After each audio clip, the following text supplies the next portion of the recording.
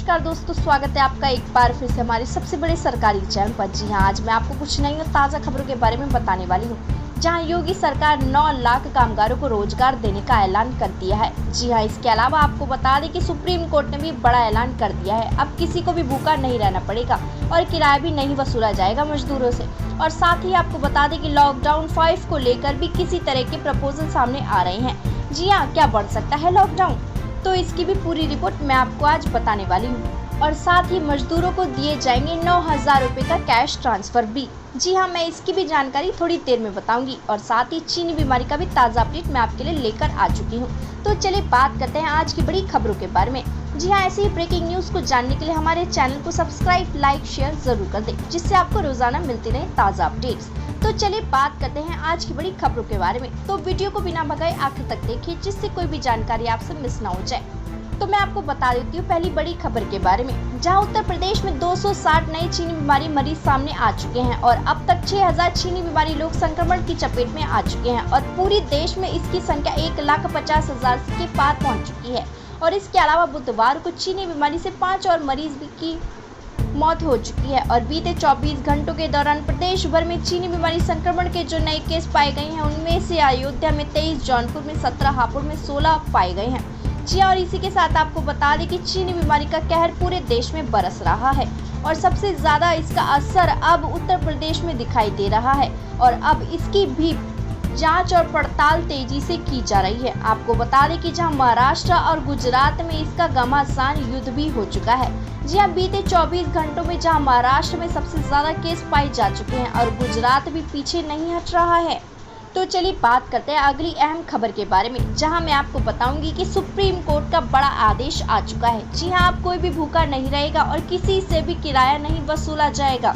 आपको बता दें कि प्रवासी मजदूरों के मुद्दे पर गुरुवार सुप्रीम कोर्ट में अहम सुनवाई हो चुकी है, जहां 2 घंटे चली सुनवाई के बाद सुप्रीम कोर्ट ने केंद्र और राज्य सरकारों से कहा है कि कोई भी मजदूर भूखा नहीं रहना चाहिए और उनके खाने के साथ साथ उनके रहने का भी बंदोबस्त किया जाएगा।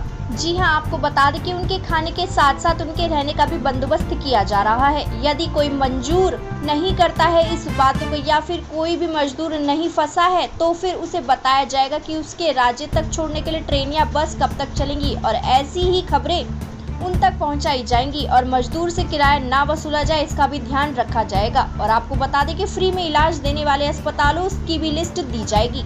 जी हां, इससे पहले बुधवार को हुई सुनवाई में सुप्रीम कोर्ट ने केंद्र सरकार से पूछा कि देश में कौन कौन से ऐसे अस्पताल हैं जो कि चीनी बीमारी का फ्री या बहुत कम खर्च पर इलाज कर रहे हैं। आपको बता दें कि सर्वोच्च अदालत में याचिका दायर कर मांग की है कि सरकार ने जिन अस्पतालों को रियायतें दी हैं और जिनको जमीन दी है, वहाँ चीनी बीमारी का मुफ्त काम किया जाएगा। तो चलिए बात करते हैं अगली खबर के बारे में, जहां योगी आदित्यनाथ ने बड़ा ऐलान कर दिया है। जी हां, बताया जा रहा है कि इसके लिए यूपी सरकार इंडियन इंडस्ट्रीज एसोसिएशन और national real estate development council के साथ साथ समझौता ज्ञापन यानी MUL पर हस्ताक्षर कर रही है। योगी सरकार की कोशिश है कि इन समझौते के बाद हर इंडस्ट्रीज और यूनिट में कम से कम 10 मजदूरों को काम पर रखा जाएगा और इन क्षेत्रों में मिल सकेगा मौका। मैं आपको बता देती हूँ, जहां सरकार की बनाई इस रूपरेखा में भारत सरकार के लघु, कुटीर एवं मध्यम उपक्रम यानी MSMI में 7.5 लाख मजदूरों में से कम 5 लाख को रोजगार मिल सकेगा। जी हाँ, हाईकोर्ट भी रखेगा नजर इस पर। जी हाँ, आपको बता दें कि इलाहाबाद हाईकोर्ट ने भी यूपी सरकार से सवाल किया है और वह घर लौट रहे मजदूरों के पुनर्निवास और रोजगार के लिए क्या कर रही है। जी हाँ, साथ ही कोर्ट जानना चाहती है कि सरकार चीनी बीमारी को रोकने के लिए क्या क्या प्रयास भी कर रही है। आपको बता दें कि यूपी सरकार ने की मांग। जी हाँ, अपने प्लान को कामयाब बनाने के लिए अब राज्य सरकार हर इकाई से कामकाजी, हुनरमंद और योग्यता वाले मजदूरों की काम कर रही है। और इसके अलावा सीएम योगी उद्योगों को मदद देने में जुटी पड़ी है और इसके लिए उन्होंने अधिकारियों को निर्देश भी दिए हैं और मैन पावर की डिमांड आने पर मजदूरों को उपलब्ध कराने के निर्देश भी दिए जा चुके हैं। और इसके अलावा सीएम योगी ने अधिकारियों को निर्देश भी दिए हैं कि औद्योगिक संस्थाओं में सप्लाई चेन क्लियर कराने, तेजी से काम शुरू कराने और सभी सुविधाएं उपलब्ध कराने में सहयोग करने का भी निर्देश दिया जा सके। और इसके अलावा आपको बता दें कि सोनिया गांधी की मांग, गरीब मजदूरों के खाते में तुरंत भेजे जाएंगे 7,500 रुपए। जी आपको पूरी बात बता देते हैं। जहां कांग्रेस पार्टी कमेटी की बैठक में सोनिया गांधी ने पीपीई किट की खराब क्वालिटी पर चिंता भी जाहिर की है। और इसके अलावा आपको बता दें कि सोनिया ने पीपीई किट की कमी का भी मसला जहां पर बताया और उसी के साथ सारे लोगों को 7,500 रुपए की भी जमा राशि देने का भी ऐलान कर दिया है। जी आपको मैं इसकी पूरी कवरेज बता देती हूँ। जहां बैठक में सोनिया गांधी ने मांग की कि गरीबों, मजदूरों, किसानों के खाते में तुरंत 7,500 रुपए ट्रांसफर किए जाने चाहिए और मजदूरों को खाद्य सुरक्षा मुहैया कराने के लिए तुरंत कदम उठाने चाहिए। और सोनिया ने यह भी कहा कि चीनी बीमारी वायरस को सलाम करना चाहिए और तमाम हेल्थ वर्कर्स जो बिना जरूरी मेडिकल उपकरण के भी फील्ड में काम कर रहे हैं। जी हाँ, मैं आपको बता दूं कि किसानों का मसला उठाते हुए सोनिया गांधी ने कहा कि लॉकडाउन की वजह से देश के किसान सबसे अधिक परेशान हैं और कमजोर और अस्पष्ट खरीद नीतियों के अलावा सप्लाई चेन में आ रही दिक्कतों ने किसानों को बेहाल कर दिया है और उनकी समस्याओं का जल्द से जल्द निपटारा किया जाना चाहिए और खरीफ फसल के लिए भी किसानों को सुविधाएं मिलने वाली हैं। जी हाँ, अगर आप भी सीधे ट्रांसफर चाहते हैं 7,500 रुपए का, तो आप हमें कमेंट करके अपने जिले का नाम और अपना नाम लिखकर हमें सेंड कर सकते हैं, जिससे हम आपकी मदद कर पाएं और आपको सीधा ये ट्रांसफर दिला पाएं।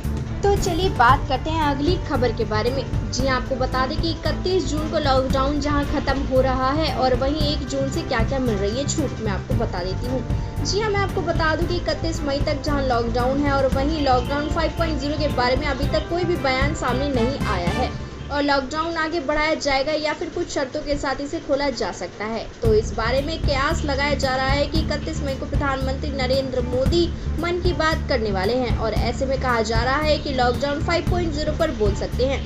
फिलहाल यह कहा जा रहा है कि लॉकडाउन आगे भी जारी रह सकता है, लेकिन छूट भी रह सकती है। जी आपको बता दें कि लॉकडाउन उन शहरों में कड़ाई से जारी किया जाएगा जहां पर चीनी बीमारी के मामले सबसे ज्यादा हैं, मसलन मुंबई, दिल्ली, इंदौर, बेंगलुरु, पुणे, थाने, जयपुर, चेन्नई, अहमदाबाद, सूरत और कोलकाता में जहां पर बहुत ज्यादा केसेस नजर आ रहे हैं। आपको बता दें कि इन जगहों पर चीनी बीमारी के केस ज्यादा हैं और ऐसे में माना जा रहा है कि यहाँ लॉकडाउन को आगे बढ़ाया जाएगा।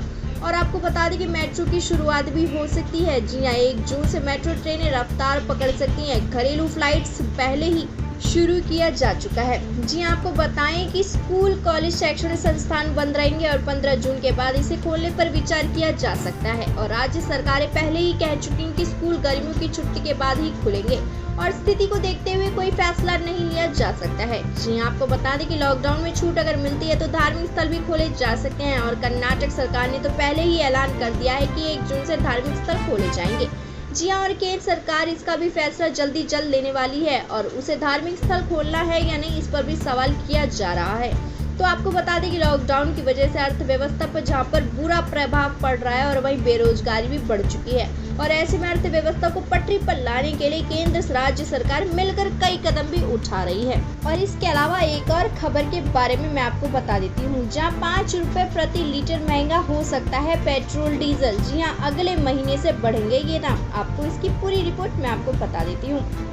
तो मैं आपको बता दूं कि पेट्रोल और डीजल के मूल्य में 4 से 5 रुपए प्रति लीटर की बढ़ोतरी होने जा रही है और सार्वजनिक क्षेत्र की तेल विपणन कंपनियों के आधिकारिक सूत्रों ने कहा है कि सभी ईंधन खुदरा विक्रेताओं ने स्थिति का मूल्यांकन करने और दैनिक ईंधन संशोधन अभ्यास के बाद यह फैसला लिया गया है। और भले ही सरकार ने लागत से कम ऑटो ईंधन बेचकर ओएमसी को बड़े नुकसान से बचाने के लिए पेट्रोल और डीजल की कीमतों में मामूली संशोधन के लिए अपनी मंजूरी दे दी है, मगर जून में लॉकडाउन के 5वें चरण के साथ साथ इसकी कीमतों में भी बढ़ोतरी की जाएगी। जी हाँ, आपको बता दें कि 40 से 50 पैसे प्रतिदिन तक बढ़ सकती हैं कीमतें। जी हाँ, ओएमसी के एक अधिकारी ने कहा है कि कोविड-19 महामारी और तालाबंदी के कारण मांग में कमी आई है और पहले से ही ओएमसी के लिए पेट्रोल और डीजल की कीमत और बिक्री मूल्य के बीच का अंतर लगभग 4 से 5 रुपए प्रति लीटर तक बढ़ चुका है। और आपको बता दें कि यदि इस नुकसान को समय रहते कंट्रोल नहीं किया गया तो कुछ हफ्तों के लिए ऑटो ईंधन की कीमतें 40 से 50 पैसे प्रतिदिन तक बढ़ सकती हैं। हालांकि सरकार के सूत्रों ने संकेत दिया कि पेट्रोल और डीजल के खुदरा मूल्य को एक बिंदु से आगे बढ़ाने की अनुमति नहीं दी जा सकती है, भले ही दैनिक मूल्य संशोधन फिर से शुरू किया जाए। तो चलिए बात कर लेते हैं कुछ मौसम के बारे में भी। जी हाँ, आपको बता दें कि दिल्ली एनसीआर में गर्मी से राहत मिलने की उम्मीद जताई जा रही है और कई जगह धूल भरी आंधी और बारिश के भी संकेत आ रहे हैं। आपको बता दें पूरा अपडेट इसके बारे में। जी हाँ, लगातार बढ़ रहे तापमान के बीच राष्ट्रीय राजधानी दिल्ली और उसके आसपास के क्षेत्रों में दिल्ली एनसीआर मौसम ने रविवार को अचानक करवट बदल ली है और इस दौरान दिल्ली में कई जगहों पर धूल भरी आंधी भी चल रही है और इसके चलते अंधेरा भी छा रहा है और राहगीरों को सड़क पर चलने में दिक्कत भी आ रही है। हालांकि मौसम में आए इन बदलाव की वजह से दिल्ली एनसीआर में गर्मी से थोड़ी राहत मिलने के आसार हैं।